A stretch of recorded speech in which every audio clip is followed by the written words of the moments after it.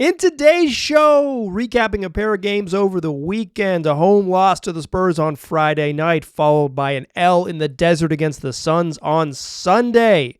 Let's get into both of them, what went down and where they go from here. Welcome, Locked On Blazers.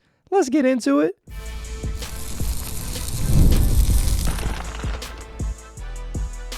You are Locked On Trailblazers, your daily Portland Trailblazers podcast, part of the Locked On Podcast Network. Your team every day. What's up, world? It's your past first point guard and Trailblazers reporter, Mike Richmond. You are listening to another episode of Locked On Blazers, part of the Locked On Podcast Network.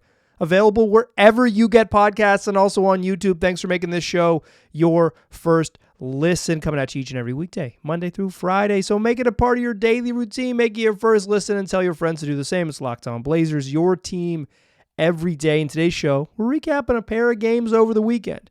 The Blazers not involved in the NBA Cup, so they got some regular season games inserted into their schedule. Friday night, they play Victor Wembanyama and the Spurs at home. Sunday in Phoenix against Kevin Durant and the Suns. They lose both of them. Losing streak runs to 6. I want to get into both of those games, recap what went down. In the end, a relatively similar outcome in these games, but I think they were very different in sort of how things went down in this in each of them. Worth getting into the nitty gritty a little bit. And then I kind of want to talk about where they are, just a little check-in. They've got a couple days off before they play the Denver Nuggets on Thursday. Obviously, we'll keep rolling shows out, but I kind of want to check in because I think these two games are they give you some cause for concern and they give you some sort of like hopeful path type of balance here, depending on exactly what you're looking for. Let's do we do though. Fastest recap in the West. We'll start Friday chronologically against San Antonio and then head in Sunday's game as well. Blazers lose on Friday evening 118-116 to the Spurs. Spurs up 8 after 1. They're up 10 at halftime. Blazers only have 42 points in the first half, and it's like they might just not be able to score enough in this particular game. They're playing without DeAndre Ayton. He's out with he was listed as out with an illness, questionable coming in the game, and ruled out, was not in the gym because when you're sick they don't let you in the gym. Rob Williams did not return in this game, but Donovan Clingan did. Rob, his injury was changed, or his designation was changed from dealing with a concussion to return to competition reconditioning. So basically let's give you another night off and let you run a little bit now that you've clearly you've made it through all the cognitive tests and get the rest of your body right now that you can really get out there and work on yourself. But down 10 at halftime, the Blazers just come out and put together an absolutely outrageous third quarter. In the first 10 minutes of the game, Chris Paul got 2 techs and got ejected for the Spurs. Really weird game. It looked like Chris Paul got a tech for maybe just saying the magic word, or maybe just being Chris Paul and just being incredibly nagging and annoying. And then the second one, I do not think he swore at the ref from my viewpoint and the replay I've seen. I think he just complained to him for 6 straight minutes, and they were like, shut up, Christopher. Go to the locker room. Full disclosure, Chris Paul's one of my favorite all-time players, but boy, is that dude a challenging coworker. Okay, so Blazers down 10 at halftime, roaring out of the gates, led by Jeremy Grant. Blazers rip off a 46-point third quarter in which they make 19 of 24 shots, including 8 of 10 three-pointers. Jeremy Grant on his own had 22 points, 8 of 10 from the floor, 6 of 7 from 3. Nuts, right? They're just going bonkers. They had 42 in the first half and had 46 in 12 minutes in the third quarter. This is their best offensive quarter of the year. This is it's the Blazers famously the perfect quarter, but you're approaching all-time great 12-minute stretches from the offense type of thing, and they go from down 10 to an 8-point lead heading into the fourth, and it's they can win. They can win the game. They can win the game. Not to be overlooked, Denny Avdia came in and had 11 points in that third quarter on 5 of 5 shooting. Jeremy Grant was going ham. He was going, that's an acronym that has some bad words in it, but he was going nuts. And when they went to the bench, Denny kept his foot on the gas. He continued to push, get himself to the rim. He made his only 3, but get himself to the rim. 5 of 5 for Denny, and most of it by pushing in transition. You know how you score on Victor Wembanyama in the half court? You do not try him in the half court. You score in transition, and that's how Denny did it. So they're up 8 after 3. Feeling good. Up 8 after 3. Up 17 on a Devin Vassell pass that leads to a Jabari Walker breakout layup. Vassell turnover. Blazers get a layup. They're up 17 with 8 minutes and 29 seconds left. This is a win. They have. I'm watching this game thinking like, well, this looks like bad news at halftime. I was like kind of thinking like, oh, this is kind of going to be a real bummer of a game, and then up 17 with 8 minutes left. I'm like, what a freaking win. Where did this come from? Like, what a quarter. And I'm kind of planning out the show, like to go, to get hyped on a fun Friday night game, knowing that Sunday's looming, but it's like, hey, we can still enjoy this. And then the next 6.5 minutes came, and from a 17-point lead to down 3. Ooh, yikes. 24-5. Really, it's like the Spurs just rip off they rip off a 24-4 run, They rip off a 24-4 run over the next 6 minutes and 21 seconds. Julian Champagnie hits a 3 from the top of the key to give them a lead with 2 minutes left. And all of the Blazers' good work has evaporated in 6 minutes. Ugh. But they're still in this game. Jeremy Grant hits a corner 3 with a minute left. And then this is the play of the game for me. We're tied at 112. Spurs ball with a minute left. They're going to enter the ball into the post on Victor Wembanyama. Jeremy Grant has basically guarded Vic all night. That's been the matchup they've wanted. They're treating Victor like a perimeter player, saying let's put a perimeter player on him. I think that's kind of fine. I'll talk about that more later in the show.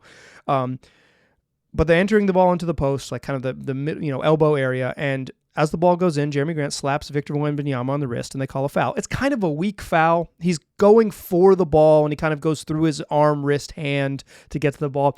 They don't always call that. That's a weak call.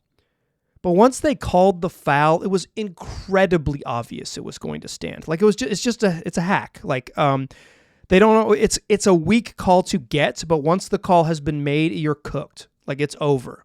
Move on. Fight another day. Chauncey Billups challenges it. Of course you lose the challenge. All you need to do is is the challenge like, hey, that's not a typical foul call. No, that's not what you're complaining about. What the complaint is like, oh, okay, well, like, is that against the rules? Yeah, it is, by the book. You lose your timeout with a minute left. Victor Wembanyama hits both free throws. Spurs back up 2. Blazers get the ball back, 55 seconds left.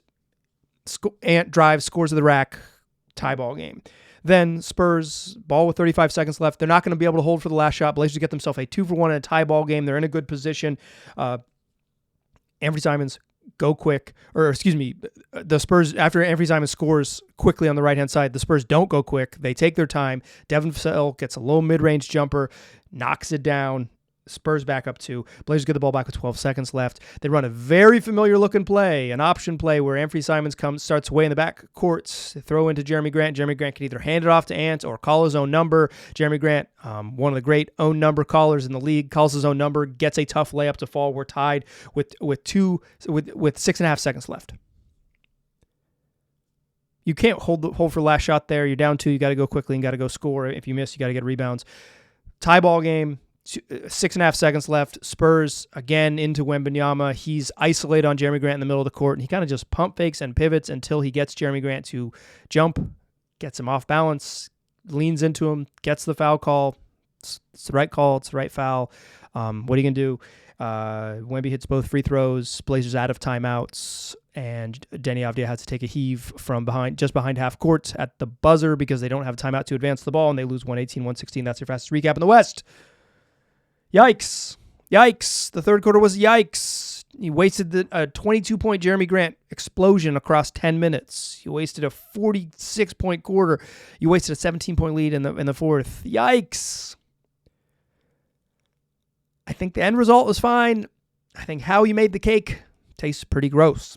Okay, let's talk about that more in the second segment. Quickly, let's recap the Suns. That's your fastest recap in the West for Friday. Fastest recap in the West for Sunday. Blazers lose 116-109 to Phoenix. They're down 21-33 after one, but a good second quarter. Rob Williams returns in this game. Still no DeAndre Ayton, but we get Rob back in the building. It's always good to Rob was in the building on Friday.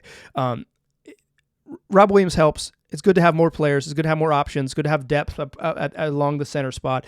Good second quarter. Blazers only down 6 at the break. They come out in the third quarter and play with their hair on fire. Second straight game where they've really come out of halftime and played very, very well. Some of that is just shot making, but some of that is like, I think Friday was more about shot making, but like they played with some juice to begin the third quarter in Phoenix, and they ended up leading by as many as 5 on 2 separate occasions. But the Suns closed the quarter strong. They end up taking their own lead back. The Blazers pull within 4 at the end of the third, and then they lose the game in the first 3 minutes of the fourth quarter. That's how this is how this one was decided.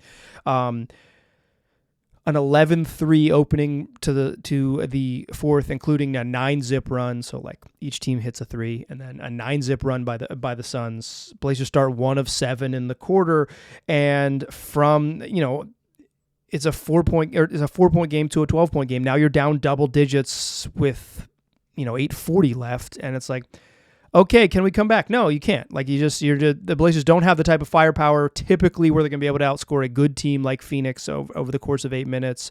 They didn't really have a ton of juice on offense in this game until the very end. They kind of made it close, so they were down 13 with like 3 minutes left. Phoenix took a timeout, and the Blazers just like refused to go away down the stretch. They even had a chance to cut it to under within 7, probably within 5. He's taking threes late in the game, so like it could have been closer. But this was just like 3-minute stretch. They get him at stiff arm length, and they hold him at stiff arm. The Suns hold him at stiff arm length down the stretch. This game wasn't about. To me, this game was mostly about talent. I don't think this was about execution or blowing it or like weird coaching decisions. This game was about talent. Let's talk about both these games a little bit more in the second segment. Blazers lose 116-109. That's your fastest recap in the West. We'll talk about both San Antonio and Phoenix more. Meet me on the other side. First, though, I want to tell you about Robinhood Gold.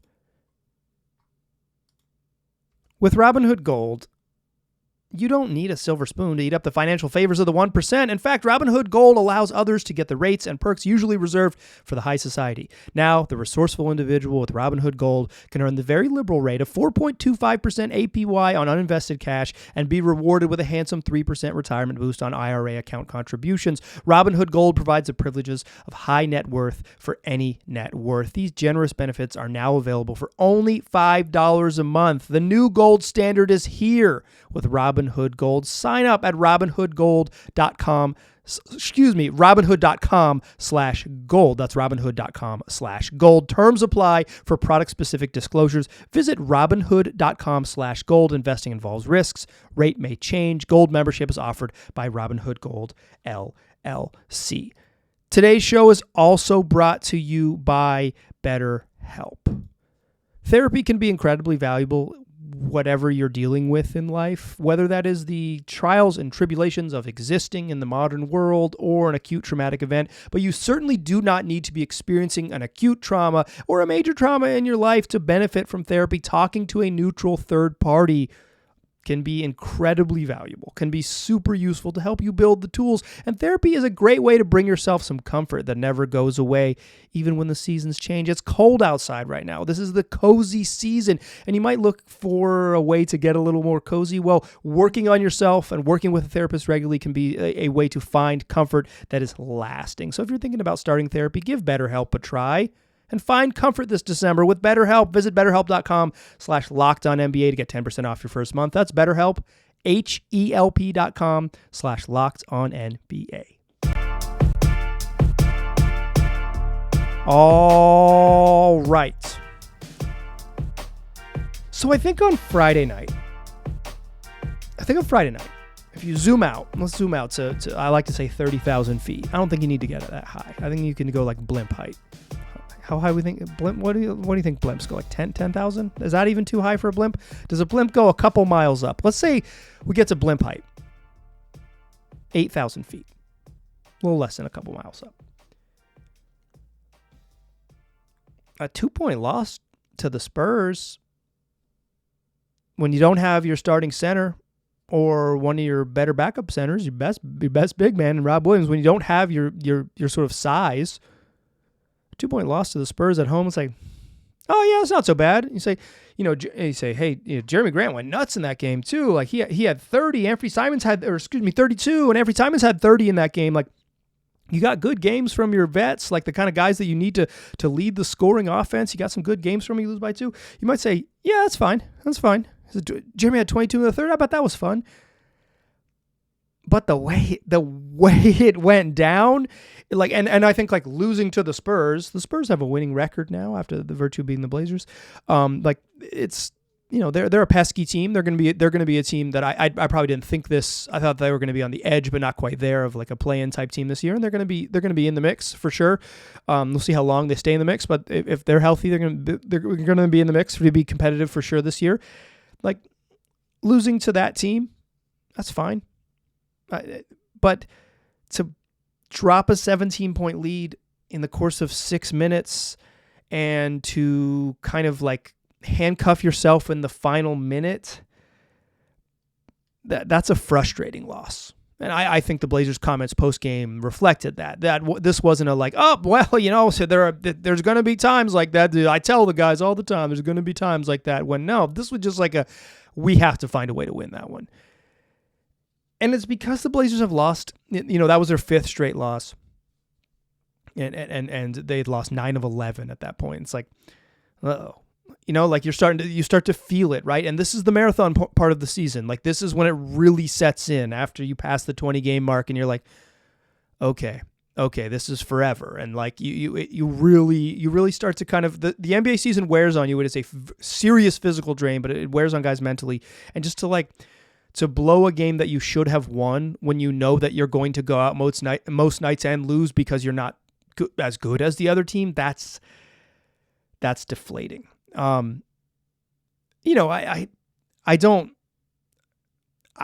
do think the biggest play of the game was that challenge. I really do. I think the challenging that call with a minute left, Wemby's just going to go to the line and tie the game.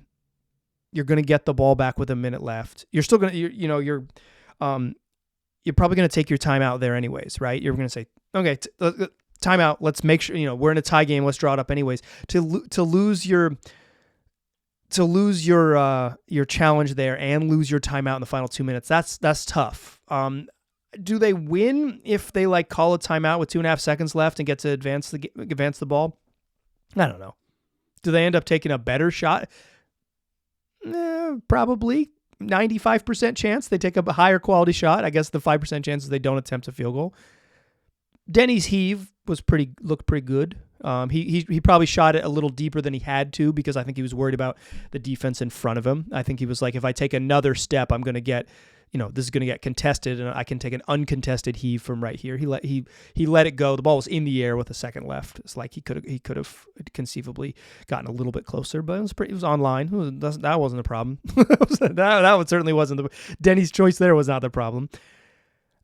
I just think in the grand scheme of how this is going to work for this Blazers team this season, like, they're going to lose. They want to lose. The larger organizational goal is for them to lose. They're going to run up against it like they did Sunday night, where the other team is just more talented than them.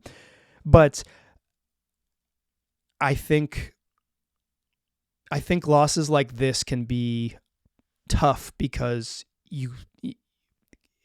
it can doubly hurt guys because it kind of wears on you. You say, like, we should have won the game and we didn't, and then you start to press a little bit. Maybe I don't think they pressed on Sunday. I think they played fine. I think they lost because the other team is better than them. When the Blazers get out talented, I'm not going to really, like, what are you going to do? Like, I don't want to put the entire loss on Chauncey Billups against Phoenix or against San Antonio, but I also thought when they got to about the 8-minute mark and they're up 15 or 17, probably 15 by the 8-minute mark, 30 seconds later, but like they started to play slow intentionally, but really slow it down intentionally. Okay, we're going to take our time. We're going to milk clock. We're going to play slow intentionally. When you're such a bad half-court offense like the Blazers, slowing it down to make clock is just like, maybe they'll hit a jumper. It's like, maybe it's literally the plan is just like, hopefully hopefully, if there's any hope, Jeremy Grant will hit a very tough 19-footer here. Like, I think I understand the reasoning behind that, right? Like, you don't want to play fast with a 17-point lead in the modern NBA when teams shoot threes and just like give them a chance to hustle back. But you can't really control how quickly the other team attempts a shot. Like, you can't control their pace too much. You can control it a little bit, but not too much. You can only have so much effect on how quickly they decide to get a shot up. So, like, play your game. Try to get into stuff. Blazers don't really get into stuff anyways, but they were so intentionally slow that I thought that was a problem. I thought they played a little prevent offense there in the fourth quarter. Something they had done in the past in the Dame era under Chauncey Billups as well, which is just like, okay, take the air out of the ball. It's like, I don't think you want to do that. Suns game though, it's like just talent, like that 3-minute stretch I mentioned on Sunday in Phoenix that I think decided the game. The Blazers opened the fourth quarter, outscored 11-3, including a 9-zip run. On the court there's Anthony Simons, Shaedon Sharpe, Denny Avdia, Tumani Kamara, and Donovan Clingan. That's how they opened the fourth quarter. That's a pretty, like, in the grand scheme of the Portland Trail Blazers in 2024, that's a good lineup. That's not a problematic lineup. I mean, that's like 3 starters, Denny Avdia, who's your, very clearly probably one of your 5 best players, even though it comes off the bench. It's pretty clearly maybe one of your 3 best players, maybe your best player. You're putting your dudes out there, right? Ant, Shea, Denny, Tu, and Clingan. And on Sunday when you don't have DA and you don't and Rob Williams on like something of a minutes restriction, and he looks like he maybe hurt himself a little bit in the first half, but he played through it, so maybe he's fine. Maybe just a weird step. But he was kind of running a little gingerly, and when Rob Williams runs a little gingerly, it hurts my heart. I want dude to stay healthy. I think the Blazers lose that first 3-minute stretch of the fourth quarter because of talent. I don't think that's that big of a deal. That's not a coaching problem. That's not a stylistic problem. That's not like, it's just like they needed their guys to make some shots. Kevin Durant, I thought, shots on bricks in the first half, like wide open bricks in the first half. You don't give them back. You don't say, hey, KD, you know what? You usually would have scored 9 more points in this game, taking the type of shots you did, or at least something like Daryl Morey style, like 6.2 more points. Shout out to the Daryl Morey audit back in the day in Houston. It's. I don't feel that. I don't think Sunday was that deflating or frustrating or anything like that. I think it just is what it is. Like that's who this team is. Friday was a little different. Friday was like, okay, you're melting down. You just need anything just to kind of feel good. Just like a sort of like a something you could point to over the course of a long stretch of games to say like, hey, that went over. The Spurs felt good. We went into the weekend and we felt good. We had a fun Friday evening. We were able to have a good travel day on Saturday and feel good about ourselves. It's a little bit different. Sunday was about talent. Friday was about maybe coach, system, players not being able to execute in the half court type of stuff. So where are the Blazers now that they are 8-18, losers of 6 in a row and 10 of 12? They're not in a horrendous spot. Again, blimp altitude. But I think this weekend didn't make me feel great, depending on where I want to set my eyes. I want to talk about that to close the show. Join me in the final segment, won't ya?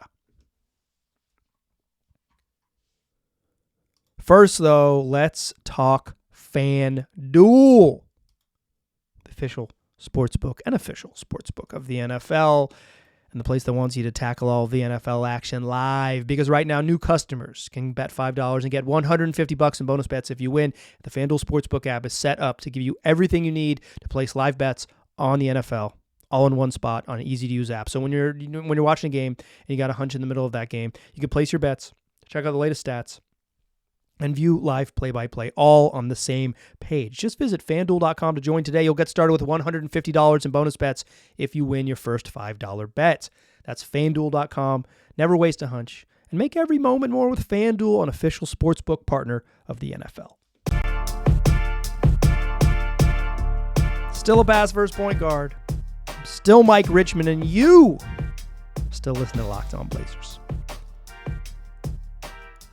I mentioned that depending on where I set my eyes, might feel differently about where the Blazers are. If I watch the way Deni Avdija has played recently, I think that's pretty good. He's a really useful role player. He could play a little bit more. I don't think the difference in the Blazers winning and losing is Deni playing 32 minutes as opposed to 27 minutes, but I do think he's good enough that he could play a little bit more. I kind of get it in the grand scheme of things. They like Tumani's defense more. They need Jeremy Grant shooting more. Specifically against the Spurs, Jeremy was going absolutely bonkers, so he was going to play more. I think I get it. I'm not confused about how all of that works. They tried to play the three of them together at the beginning of the season, and they just couldn't score. They just didn't have enough dudes who could. It just didn't work. They're outscored by about 12 points per 100 possession across those 10 games with that trio as your starters. So I understand why they're not going back to it. All of it makes sense to me in the broader spectrum, but I think Deni could play a little bit more and Jeremy Grant could play a little bit less on average. I think Friday was maybe a bad example of that. And in the fourth, they just tried to steal Deni a little bit. Again, in the fourth quarter on Sunday against Phoenix, he starts the fourth quarter and then he comes out at when they take that first time out at under 7, and then he didn't get back in the game. He took a 3.5 minute rest and he gets back in at 3 minutes, but it's you're down 11 at that timeout. When he gets back in the game, you're down 17. It's well, probably not going to come back from 17 in the final 3.5 minutes. And they got close, but it wasn't. They never really threatened in any meaningful way. So Deni could play a little bit more, but I feel like Denny's been good. I feel like they've after a little bit of a transitional period with Avdija, he's been straight up good. I think he's just been helpful. The things that he does are useful. He's climbed. He's pulling that 3-point percentage back up because he's being smarter about which types of threes he takes. Playing really well in transition. I feel good about that. I felt good about Donovan Clingan in these 2 games that he returned. He wasn't great against in the 15 minutes that he played against San Antonio, and he had a little bit of foul trouble stuff in the game against Phoenix, but useful, understands what he's going to do. I if nothing else, I know that Donovan Clingan knows exactly how he's going to get paid and get paid a bunch in the league because he does it. He goes out and plays that way. Some of the offensive stuff, he missed a couple on roll attempts in the Phoenix game. That's he's not there yet. But size, defense, competitiveness, physicality, it's there for him. Feel good about him. Feel good about Tumani Kamara.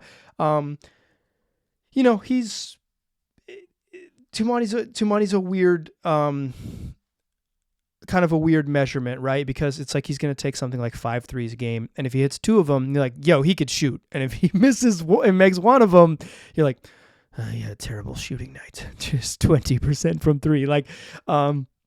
It's when you're kind of a medium volume to lowish volume 3-point shooter, the sways of the sort of how you feel is can be swayed by literally one make or miss. But I think you could count on Tumani to do what he does. He maybe hasn't taken massive strides forward, but he's just he's a solid defensive player you can count on. Deni and Clingan, you feel okay, the Blazers are starting to have some identity. They're going to play with physicality. They're going to be competitive on defense. But this whole thing kind of starts with a foundation. It doesn't seem like any of the veterans are part of that foundation. Anthony Simons, Jeremy Grant, DeAndre Ayton's obviously not part of the foundation. So you're really looking at the most recent other draft picks, and Shaedon Sharpe and Scoot Henderson just they're not showing out right now. I thought Scoot was pretty darn bad against Phoenix. I thought it was a bad Scoot game. And in the Spurs game, Shaedon Sharpe didn't attempt a shot in the fourth quarter, and I think I've seen people mention. I know they mentioned on the Blazers broadcast, and they were kind of lamenting that he's not aggressive enough, and I totally agree with that thought. Right? I've shared as much on this show, but to me, the part that I was worried about was not that fourth quarter with Shea necessarily, although that's definitely part of it. It's you take all the data, you don't have to choose.